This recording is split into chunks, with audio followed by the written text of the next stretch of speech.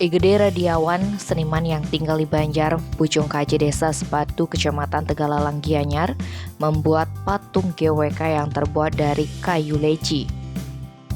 Radiawan menceritakan awal ide pembuatan patung GWK itu muncul saat ia membuat patung kalerau yang terbuat dari akar pohon leci. Saat proses membuat patung, ia justru merasa patung kalerau itu kurang lengkap. Terlebih dalam filosofi Hindu, belum lengkap apabila belum ada patung Dewa Wisnu. Dari situ Radiawan kemudian mencetuskan ide untuk membuat patung GWK yang terbuat dari akar leci. Bahkan menariknya, patung itu dibuat dari akar yang berasal dari 4 wilayah di Bali. 4 wilayah tersebut diantaranya berasal dari Buleleng, karena kebetulan dirinya merupakan orang asli Buleleng.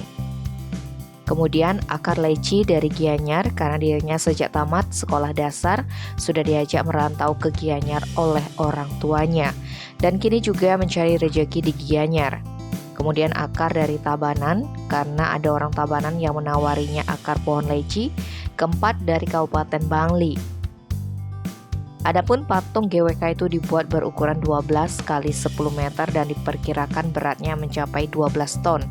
Menurutnya, tidak ada kesulitan dalam pembuatan karena kayu sudah terbentuk dengan sendirinya.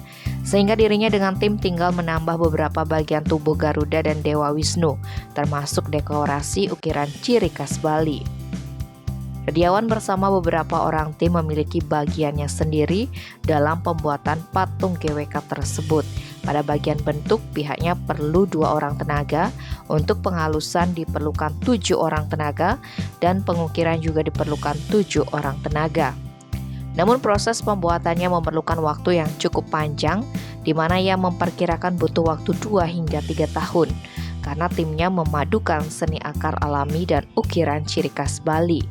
Meskipun tak ada kendala berarti, Radiawan menilai kendala yang dihadapi ada pada permodalan, karena memerlukan biaya yang lumayan tinggi dan hanya menggunakan tenaga tanpa memakai bantuan alat berat. Namun semua itu dilakukan dengan ikhlas mengingat kecintaannya terhadap seni ukir memang sudah lama ia miliki. Tim Bali Express melaporkan.